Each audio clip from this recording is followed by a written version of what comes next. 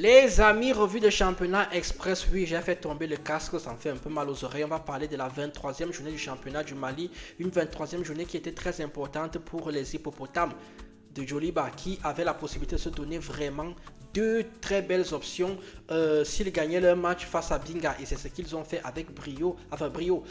Ça a été très bien en première mi-temps, en deuxième mi-temps un peu plus compliqué, mais bon, toujours est-il que les 3 points sont là. Ils ont vraiment des très bonnes options pour être champion dès demain parce que la 23e journée c'était le week-end dernier et la 24e journée a commencé aujourd'hui et elle se termine demain. Donc en bas du classement, c'est également extrêmement compliqué pour Malik Koura et l'US Bourgogne, sans oublier Foot Elite qui continue à enchaîner les défaites.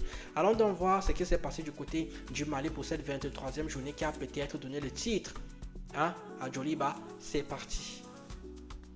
Djoliba jouait, on va donc commencer par Djoliba. Djoliba qui jouait face à Binga, victoire de Djoliba 2 buts à 1. Du coup, avec cette victoire, Djoliba s'est donné deux options. La première option, c'est que si Djoliba demain fait match nul, ils sont champions. S'ils gagnent, ils sont champions. Foot Elite a été battu par Diarra 1 but à 0. Un partout entre Bougouba et Bakary-Djan. 11 créateurs a battu 1 but à 0 Malikoura. Malikoura, en fait, après avoir enchaîné une série de 4 matchs nuls, au lieu de tomber du côté de la victoire, ils sont tombés du côté de la défaite. Et ça, ce n'est pas bon pour une équipe qui joue le maintien. Korofina a battu 1 but à 0 Real Bamako qui a vraiment craqué dans ce mois de mai, dernière ligne droite dans la course au titre. Ils ont vraiment tout lâché.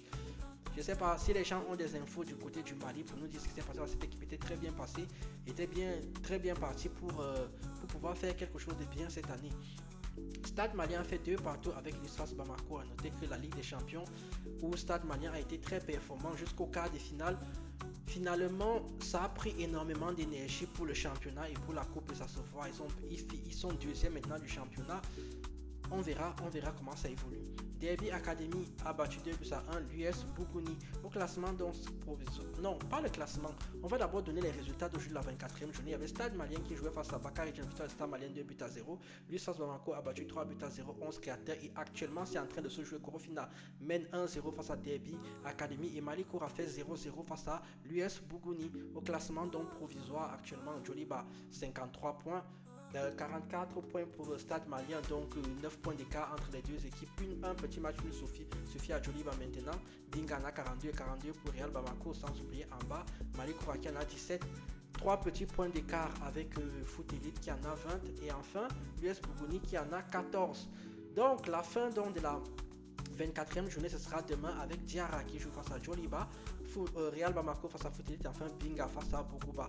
Vous likez, vous commentez, vous partagez. Je pense que la semaine prochaine, Djoliba sera champion. Sur ce, je vous dis tchuss.